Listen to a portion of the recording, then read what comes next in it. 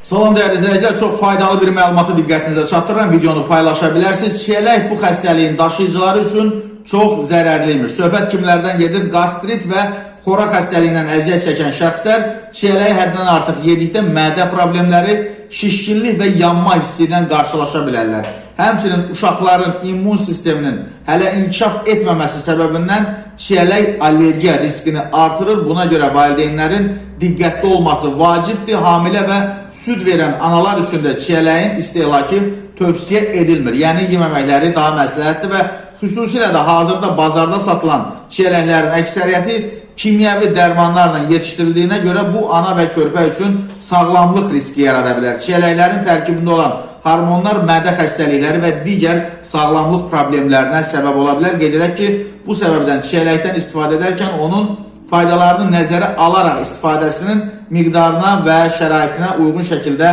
diqqətli olmaq çox önəmlidir. Materialı Milli Az saytı hazırlayır.